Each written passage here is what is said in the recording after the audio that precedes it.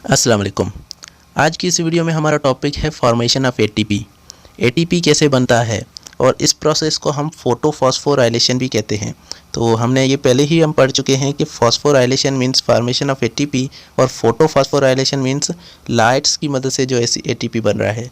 तो यहाँ पर ये जो थैलाकॉइड में एटीपी बन रहा है ये लाइट की मदद से बनता है और इसीलिए हम इसे फोटोफॉस्फोराइलेशन भी कहते हैं। तो पिछली वीडियो में हमने जैसा कि डिस्कस किया था एक बड़ा सा प्रोसेस जो इलेक्ट्रॉन ट्रांसपोर्ट चेन कहलाता है, और उसमें हमने देखा था कि जो इलेक्ट्रॉन एक जगह से फोटो सिस्टम 2 से जो इलेक्ट्रॉन निकलते हैं वो सारे इलेक्ट्रॉन हमारे जा रहे होते हैं अगली पूरी चेन के अंदर, और यहाँ से फियोफाइटिन के बाद प्लास्टोक्वाइनिन और उसके बाद साइटोक्रोम, और ये हम पिछली वीडियो में सारा डिस्कस कर चुके हैं। अगर आपने वो वीडियो नहीं देखी तो वो जाकर देख सकते हैं। और इस यहाँ पर हमने NADPH बनाया था, तो NADPH वहाँ पर बन चुका था। और आज हम देखेंगे कि साइटोक्रोम की मदद से कैसे ATP बनता है। तो इसको पढ़ते हैं। The energy release during the movement of excited electron down the cytochrome system is occupied build up the ATP in indirect manner.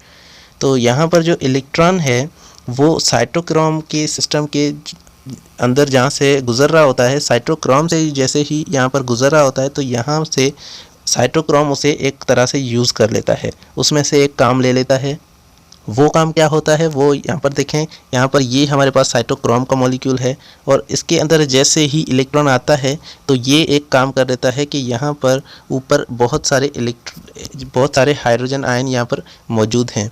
तो हाइड्रोजन आयन को ये खींचने का काम कर रहा होता है यहाँ पर।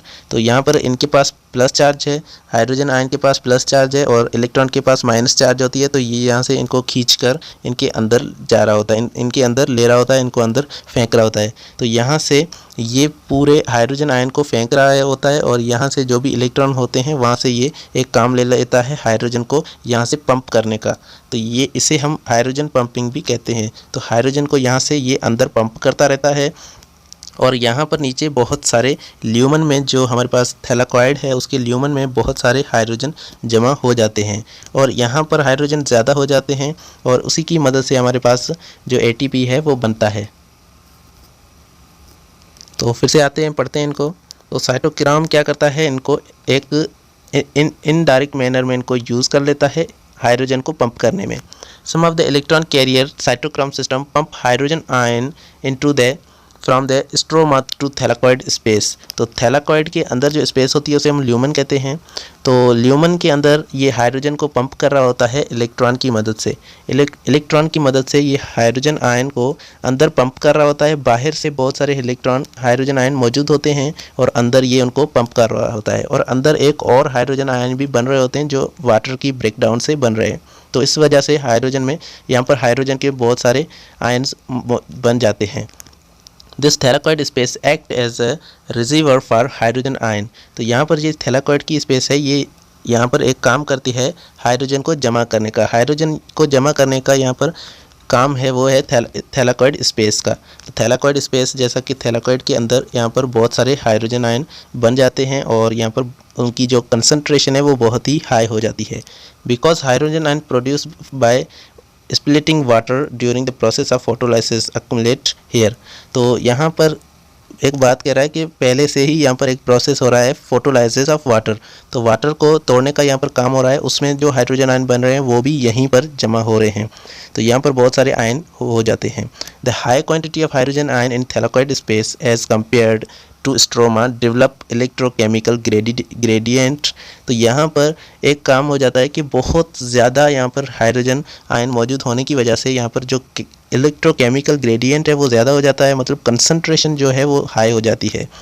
These hydrogen ion flow out of the thylakoid space to stroma through the channel protein present in the membrane called ATPase synthesis complex। तो ATPase synthesis complex यहाँ पर एक हमारे पास कॉम्प्लेक्स है, ये यहाँ पर मौजूद होता है। ये एक चैनल देता है, मतलब एक जगह देता है हाइड्रोजन आयन को बाहर निकलने की जगह। तो इसकी वजह से ही ATP बन सकता है। एक पिक्चर से इसका देखें तो हमें, तो ये आप देखें कि ये आपके पास मौजूद है ATPase सिंथेसिस। तो यहाँ पर ये हमारे पास अंदर ल्यूमन है थैलाकॉइड के अंदर और ये बाहर स्ट्रोमा है, ये हमारे पास थैलाकॉइड की मेम्ब्रेन है। तो थैलाकॉइड की मेम्ब्रेन के अंदर यहाँ पर बहुत सारे हाइड्रोजन आयन यहाँ पर बन जाते हैं और उसके बाद यहाँ पर कंसंट्रेशन हाई होने की वजह से जो आयन्स हैं वो बाहर की तरफ मूव करना शुरू कर देते हैं। तो यहाँ से मेम्ब्रेन के अंदर से तो ये गुजर नहीं सकते क्योंकि इनके पास एक चार्ज है, इसीलिए ये क्या करते हैं, यहाँ पर इनको एक जगह मिलती है एटीपेज सिंथेसेज या फिर एटीपेज सिंथेसेज कॉम्प्लेक्स। तो ये कॉम्प्लेक्स यहाँ पर इनको एक जगह प्रोवाइड करता है यहाँ से बाहर निकलने की, और यहाँ से ये जैसे ही बाहर निकलते हैं तो ये उनकी मदद से एक एनर्जी की मदद से एटीपी बना देता है और एडीपी को फॉस्फेट ऐड करके यहाँ पर ये एटीपी बनाता है। तो यहाँ से हमारा एटीपी बनता है जो लाइट रिएक्शन में हमें मिलता है। तो जैसा कि हमें पता है कि लाइट रिएक्शन में हमें दो चीज़ें मिलती हैं, एक NADPH और एक ATP। तो ATP हमें यहाँ से मिल रहा होता है। उसके बाद hydrogen ion move through this channel by providing energy which is released downward movement of the chlorophyll A molecule. तो यहाँ पर हमें ये बता रहा है इलेक्ट्रॉन इन PS2। तो यहाँ पर हमें ये बता रहा है कि जो इलेक्ट्रॉन हैं इनसे मूव हो रहे हैं, एटीपेज कॉम्प्लेक्स के अंदर से जो इलेक्ट्रॉन मूव हो रहे हैं ये इसको एनर्जी प्रोवाइड करते हैं, जिसकी मदद से ये ADP और फॉस्फेट को जोड़कर ATP बना रहा है। तो ATP एक एनर्जी रिच कंपोनेंट है, एनर्जी रिच मॉलिक्यूल है जो इसका सबसे एक अच्छा बाय प्रोडक्ट है। तो यहाँ पर हमें दो चीज़ें मिल रही हैं, एक NADPH और एक ATP। The energy is utilized for the synthesis of ATP from NADP and phosphate। तो phosphate और ADP में से ATP बनाते हैं इस एनर्जी को यूज़ करके, जो एनर्जी इलेक्ट्रॉन के गुजरने से हमें मिल रही है। The movement of hydrogen through ATPase complex is due to concentration gradient। और ये हाइड्रोजन आयन हमारे लिए इसलिए यहाँ पर मूव कर रहे हैं क्योंकि जो मेम्ब्रेन के अंदर और बाहर जो कंसंट्रेशन है वो बाहर कम है और अंदर ज़्यादा है। तो यहाँ पर आप देखें तो यहाँ पर ये लिखा हुआ है ल्यूमन और ये लिखा हुआ है स्ट्रोमा। तो ये बाहर का है और ये हमारे पास अंदर का है।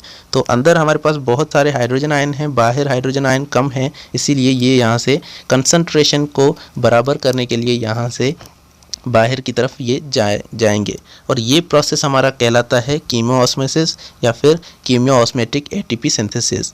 तो कीमियोऑस्मोसिस ये हमारे पास इसका नाम इसलिए है क्योंकि यहाँ पर ये ऑस्मोसिस की वजह से हो रहे हैं और केमिकल प्रोसेस है और ऑस्मोसिस की वजह से हो रहे हैं, इसीलिए हम इसे कीमियोऑस्मोसिस कहते हैं। तो ये दो इवेंट यहाँ पर ज्वाइन होकर कीमियोऑस्मोसिस का प्रोसेस करवाते हैं। तो the transport of 3 proton although 3 proton through the ATPase complex normally occur for the production of 1 ATP molecule। तो एक ATP का मॉलिक्यूल बनाने के लिए हमें 3 हाइड्रोजन के मॉलिक्यूल इस ATP सिंथेसेज मॉलिक्यूल से हमें गुजारने पड़ेंगे। तो 3 हाइड्रोजन के जो आयन्स हैं वो गुजरेंगे तभी हमारा एक ATP का मॉलिक्यूल बनेगा। The linear flow of electron from the water to NADP coupled to ATP synthesis is called non-cyclic process photophosphorylation। तो यहाँ पर नॉन साइक्लिक फोटोफॉस्फोराइलेशन का मतलब ये है कि ये एक किस्म का एक साइकिल है, साइकिल नहीं है बल्कि एक चेन है, इसीलिए इसको नॉन साइक्लिक कह रहे हैं। तो जो इलेक्ट्रॉन है वो जहाँ से जा रहा है वहीं पर वापसी नहीं आ रहा। तो यहाँ पर देखें कि इलेक्ट्रॉन जो है फोटो सिस्टम हमारा 2 से जा रहा है और फिर से ये दूसरे फोटो सिस्टम में जा रहा है और यहाँ से फिर से ये आगे चला गया NADP में चला गया। तो इसको कहते हैं नॉन साइक्लिक फोटोफॉस्फोराइलेशन। लेकिन हमारे पास जो साइक्लिक फोटोफॉस्फोराइलेशन होता है उसमें क्या होता है, उसमें हमारे पास जो इलेक्ट्रॉन हैं वो हमारे फोटो सिस्टम 1 के इलेक्ट्रॉन जो ऊपर जाते हैं वो फेरिडोक्सिन यहाँ पर मौजूद होता है और ये फेरिडोक्सिन से मिलकर फेरिडोक्सिन में होकर ये साइटोक्रोम में जाएंगे और फिर से ये प्लास्टोक्वानिन में जाएंगे और फिर से ये वापसी यहाँ पर इसी मॉलिक्यूल में आ जाएंगे, इसी सिस्टम में आ जाएंगे। फिर से ये यहाँ से जाएंगे और यहीं से ही ये एक साइकिल बन जाएगा और इसे हम कहते हैं साइक्लिक फास्फोराइलेशन। तो यहाँ पर कुछ साइकिल वगैरह नहीं बन रहा तो इसे हम नॉन साइक्लिक फोटोफॉस्फोराइलेशन कहते हैं।